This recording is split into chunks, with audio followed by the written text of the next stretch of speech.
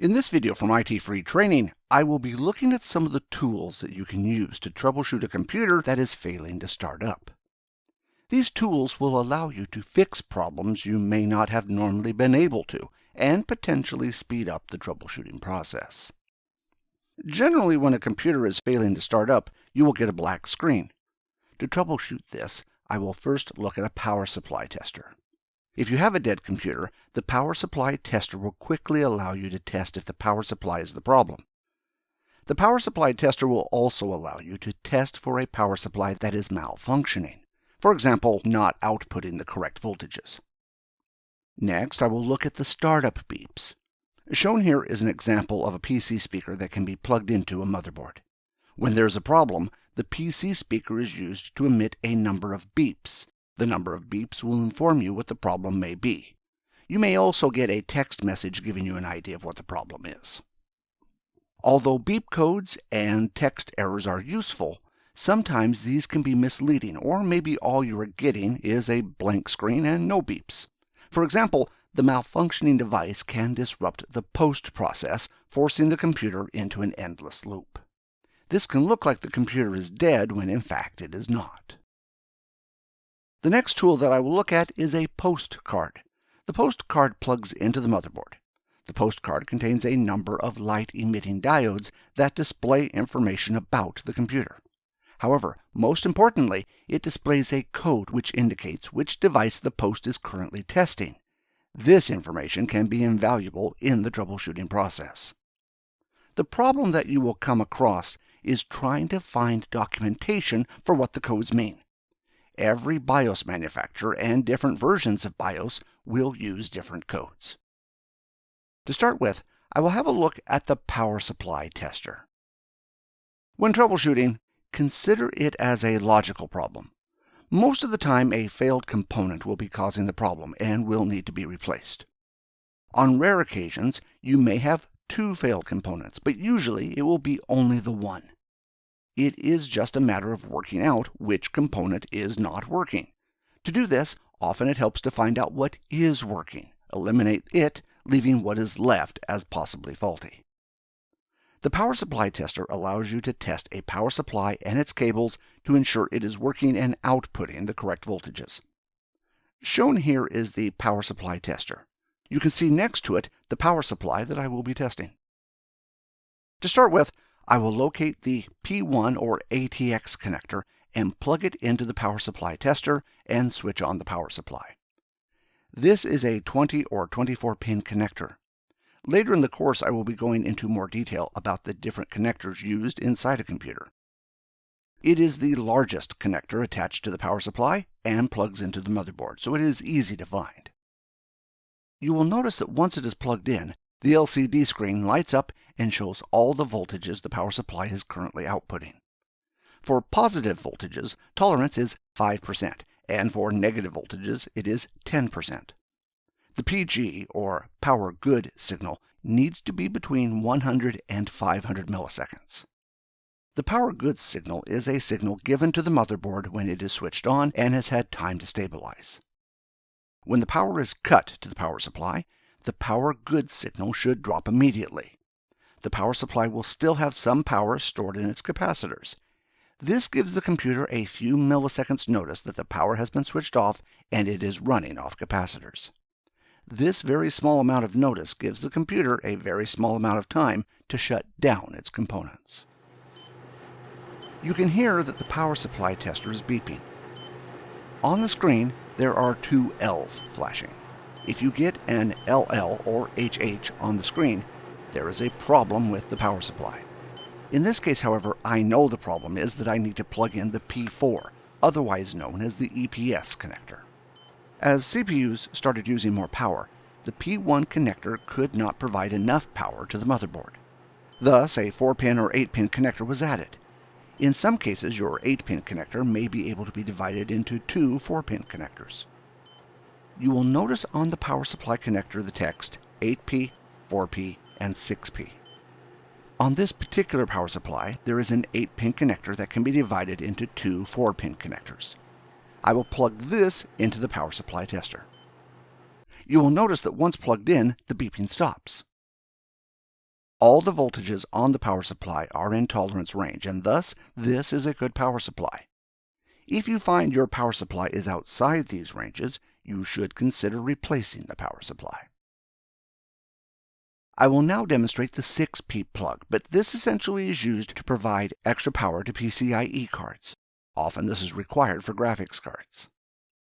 The power supply tester can also test other connectors. For example, the mini Molex connector, which was traditionally used to power floppy drives. You will notice that once I plug it in, the 12 volt and 5 volt indicators light up. There is also a 3.3 voltage light, however, none of my connectors output this voltage. Only one of these connectors can be tested at one time. If I want to test the Molex 4-pin connector, I need to unplug the mini Molex connector and plug the Molex connector into the side of the power supply tester. You will notice that both lights light up, indicating that power is being outputted. Lastly, I will test the SATA connector. The SATA connector plugs into the other side of the power supply tester. Once again, the same result. Both lights will come on. After all this testing, it is safe to say this power supply is working correctly. If you have a computer that will not start up, this is a quick test that you can do to check if the power supply is causing the problem. If you do not have a power supply tester or one is not available, there are some other options available to you. On some computers, when you first plug the computer in, it will briefly test the power supply unit. When this occurs, you will hear the power supply fan spin for a few seconds, then stop. Other motherboards may have an LED light on them to indicate power is going to the motherboard, and yet with some others, there may be no way of knowing.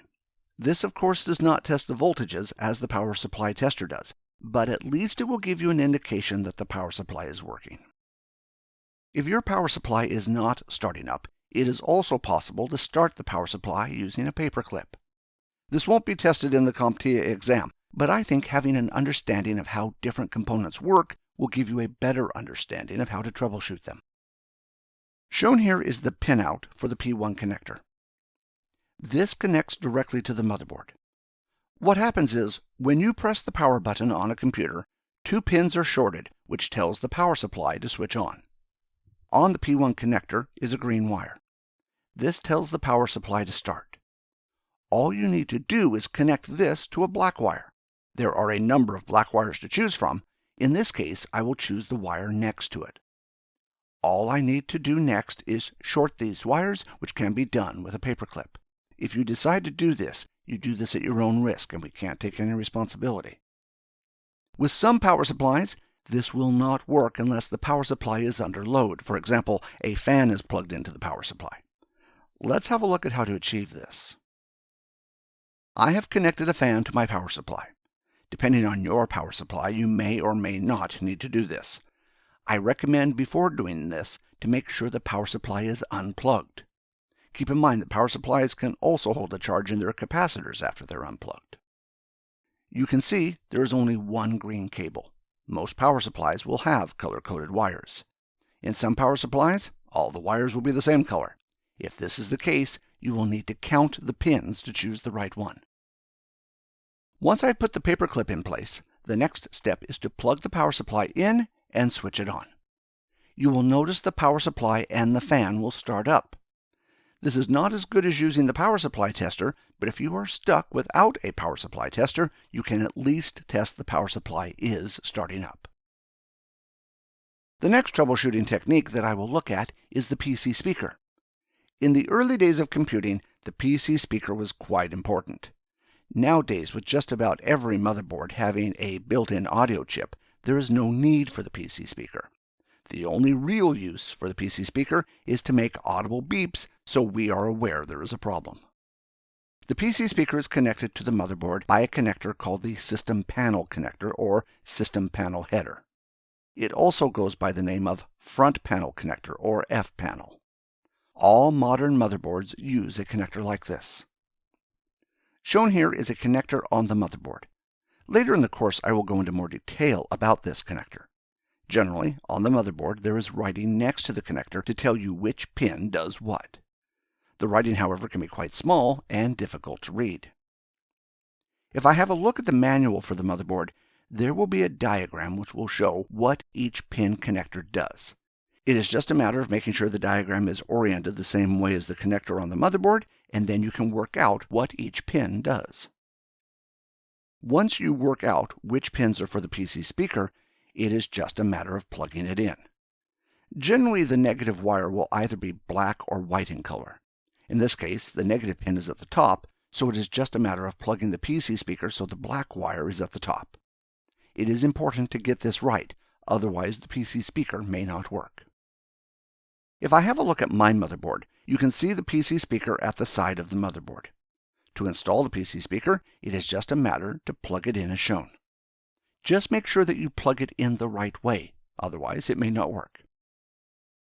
The next step should be fairly obvious. The computer needs to be switched on. This can be done with the traditional on-off switch if it is working. I've had computers in the past where the on-off switch was not working and thus was the problem. To get around this, you can plug a cable with a switch attached to the motherboard like the one shown. These may also come with additional lights on them. If you don't want to use a case, either you don't have one or don't want to waste time putting the motherboard in a case, you can put the motherboard on a table and use it that way. If you do this, I would suggest putting the motherboard on an anti-static mat if one is available. The other method I will look at is using a screwdriver. If you recall back to the start of the video, the power supply can be started up by shorting two pins using a paperclip. Essentially, what happens is that a circuit is being closed. By using a screwdriver, we can close the circuit, making the power supply start up.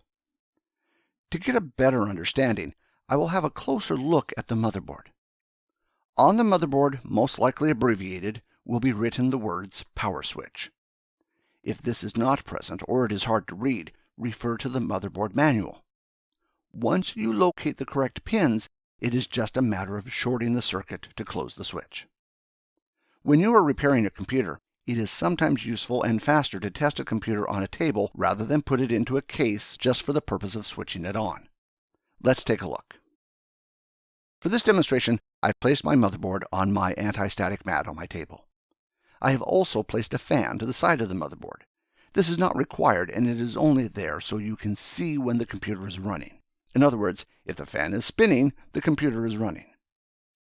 First of all, I will plug my switch into the panel connector. You can see that it is basically just some wires and a switch and some lights. This is essentially replacing the switch in your computer. It is just a simple matter to plug it into the panel connector. The wires are color-coded with white for negative, but since it is only a switch, if you get it around the wrong way, it won't matter. Once connected, all I need to do is press the button just as if I was pressing the button on the computer case. Just like the button on the computer case, if I hold the button down for 5 seconds, you will notice that the computer will switch off. To switch it on using the screwdriver method, all I need to do is unplug the switch and press the screwdriver up against the two pins. The computer will start up and you will hear one long beep followed by 3 short beeps. This leads us to our next topic, the beep codes. When there's a problem with the computer starting up, the computer will let you know what the problem may be using a series of beeps. Unfortunately, there is no common standard for beep codes, but some of the more common ones are shown. You will also find that documentation in regards to the beep codes may be out of date. CompTIA refers to the beep codes as postcode beeps. On this computer, I had 1 long beep and 3 short beeps, which for this BIOS means there is no video card installed. In the case of this motherboard, there is no built-in video card, so I will have to install one. If there is a problem with the video card, you may also get this series of beeps. This is generally caused by the video card not being seated correctly, so you may need to unplug it and plug it back in again. It may be a problem with the slot. For example, the slot may have dust in it, or the video card is not working. The next topic that I will look at is postcards, otherwise also referred to as PC analyzers. This is a card that plugs into the motherboard. Different postcards on the market will have different features. Most postcards will have LED lights that display the presence of voltages and other indicators. The postcards will also have a hexadecimal display. As the BIOS is testing different hardware, the codes will change. If you have faulty hardware, this display will tell you the last bit of hardware that was tested. Sounds simple enough. However, the codes, otherwise known as debug codes, are BIOS and version specific. The documentation that comes with the postcard will cover the more common BIOSes and their codes. Otherwise, if you search the internet, hopefully you will be able to find them. If you are lucky, your BIOS will be well documented, but in a lot of cases it will not be. Let's take a look at the postcard in action. You can see the postcard next to the motherboard. To use it, just plug it in. Once plugged in, I will switch the computer on.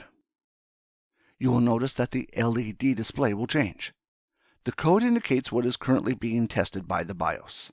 In the case of this computer, only 2-digit codes are used, so the second 2 digits will always be the same as the first. On some postcards, the first 2 digits show the current code and the second 2 digits show the previous code. In the case of this BIOS, once all testing is complete, it will display the code 8080. There are a number of LED lights on the PC card. The first 4 are for voltages. These should be on to indicate the power supply is sending the required voltages. If they are not, there is probably a problem with your power supply and it needs to be replaced. The clock light will only come on if there is no CPU on the motherboard. If you have a CPU installed and this light is on, reseat the CPU and try again. The frame light is used when data is sent over the PCI bridge. The ready signal indicates the postcard is ready to go. This will flash on from time to time. The reset light indicates that the reset button has been pressed. You can see that if I short the reset pins with my screwdriver, the reset light will flash on. You can see that using a postcard can give you some useful troubleshooting information. In the real world, when troubleshooting, the first step I do when I have a black screen is check everything is plugged in. Besides making sure the computer is plugged into the power supply, a memory module or video card that has come loose is enough to prevent the computer starting up. If you hear anything other than a single beep, there is a problem. Look up the beep code and this will let you know what the problem is. This is a quick way to narrow down the problem. For example, there's a problem with the memory. If the power supply will not start, or suddenly without warning the computer is switching off, it could be a problem with the power supply. This is a good time to use the power supply tester.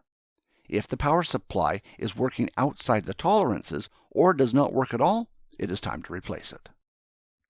Lastly, I only tend to use postcards with rare troubleshooting problems that I have not been able to solve using other methods. Although the postcards can be good, you really need to know what the debug codes mean for them to be useful. These debug codes are BIOS specific and can be difficult to find. In most cases, you will be able to resolve most problems using other methods. This concludes this video from ITFreeTraining. I hope you found this video useful, and I look forward to seeing you in the other videos from us. Until the next video, thank you for watching.